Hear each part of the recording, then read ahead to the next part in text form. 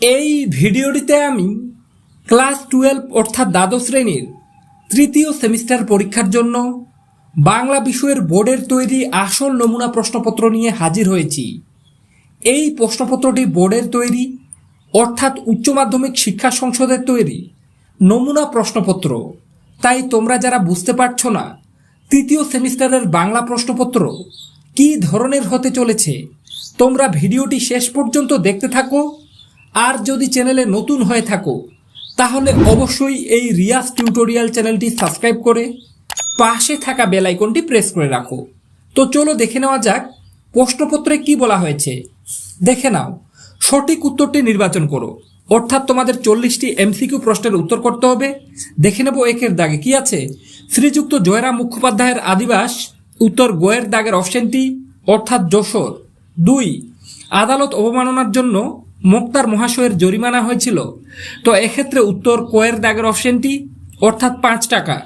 3, নিমন্ত্রণ রক্ষা করিয়া পীরগঞ্জ হইতে ফিরবার পরদিন বিকেলেই মুখোপাধ্যায় মহাশয় সাক্ষাৎ করিতে গেলেন, তো এক্ষেত্রে উত্তর কোয়ের দাগের অপশনটি অর্থাৎ নরেশচন্দ্রের সহিত।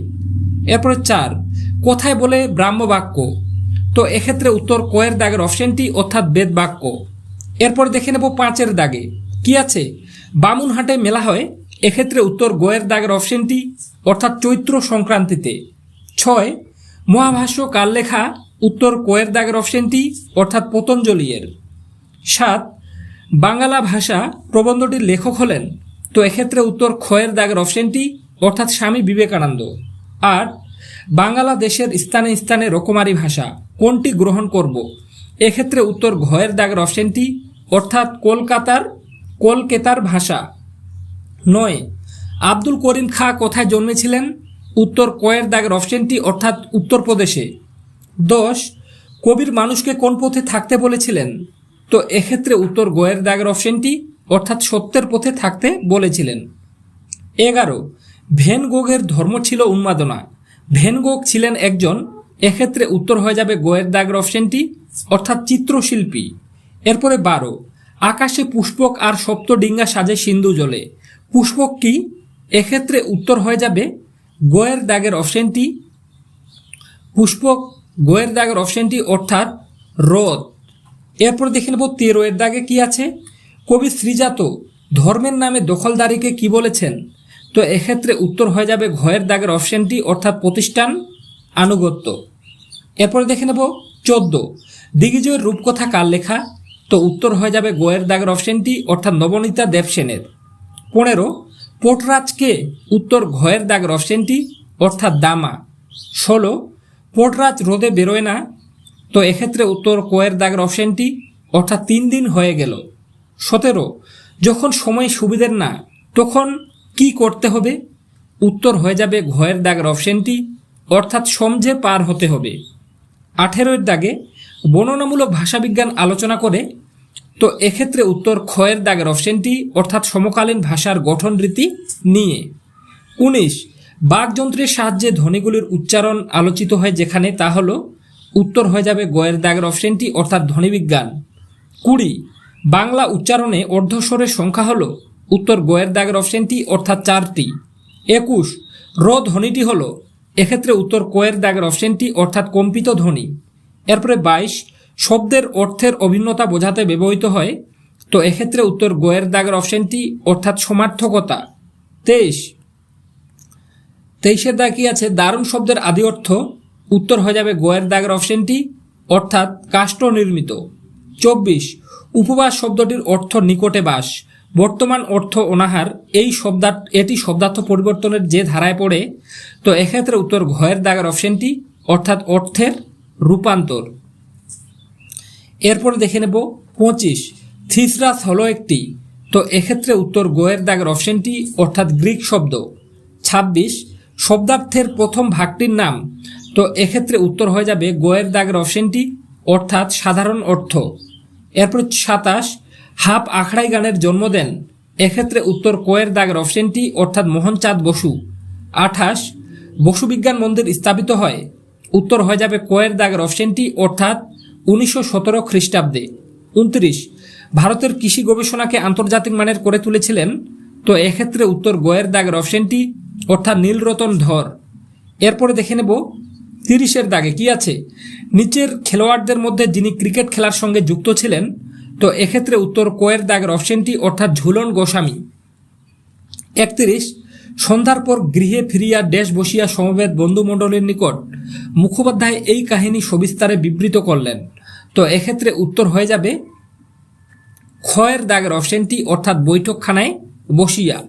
তো শূন্যস্থানে বসে যাবে বৈঠকখানায়। এরপরে 32, যারা দেশ এসেছেন তারা সকলেই সাধারণ লোকের ভাষায় সাধারণকে শিক্ষা দিয়েছেন। তো এক্ষেত্রে উত্তর হয়ে যাবে ঘয়ের দাগের অপশনটি অর্থাৎ লোকহিতায়। এরপরে 33, দিগ্বিজয়ে যেতে হবে দেশ দিলেন সাজিয়ে। তো এক্ষেত্রে উত্তর গোয়ের দাগের অপশনটি অর্থাৎ দুয়োরানি দিলেন সাজিয়ে। এরপর দেখে নেব 34-এর দাগে কি আছে, ক্রম অনুসারে বাক্যের পুনর্বিন্যাস করো। অর্থাৎ ক্রম অনুসারে তোমাদের বাক্যের পুনর্বিন্যাস করতে হবে। তো এক্ষেত্রে সঠিক অপশন হয়ে যাবে গোয়ের দাগের অপশনটি অর্থাৎ প্রথমে হয়ে যাবে বি এর দাগের বাক্যটা, তারপরে ডি, তারপরে এ, তারপরে সি। তো গোয়ের দাগের অপশনটি উত্তর দেখতে পাচ্ছ, গোয়ের দাগের অপশনটি উত্তর, প্রথমে বি, তারপরে ডি, তারপরে এ, তারপরে সি। এরপর দেখে নেব 35-এর দাগে কি আছে, সত্য ও মিথ্যা নির্ণয় করো। তো এক্ষেত্রে উত্তর হয়ে যাবে গোয়ের দাগের অপশনটি অর্থাৎ দেখতে পাচ্ছ অপশনগুলো দেওয়া আছে, এ সত্য, বি মিথ্যা, সি সত্য, ডি সত্য। তো গোয়ের দাগের অপশনটি হয়ে যাবে উত্তর। এরপরে 36, সর্বপ্রথম বাংলায় ধ্রুপদ রচনা করেন। তো এক্ষেত্রে উত্তর হয়ে যাবে ঘয়ের দাগের অপশনটি অর্থাৎ রামশঙ্কর ভট্টাচার্য। এরপর 37, স্তম্ভ মিলিয়ে সঠিক বিকল্পটি নির্বাচন করো। অর্থাৎ তোমাদের ক স্তম্ভের সঙ্গে খ স্তম্ভ মেলাতে হবে। তো এখানে দেওয়া আছে দেখতে পাচ্ছ ক স্তম্ভের প্রথমে আছে কোয়ের দাগে মুখের মান্য বাংলা স্বরধ্বনির সংখ্যা।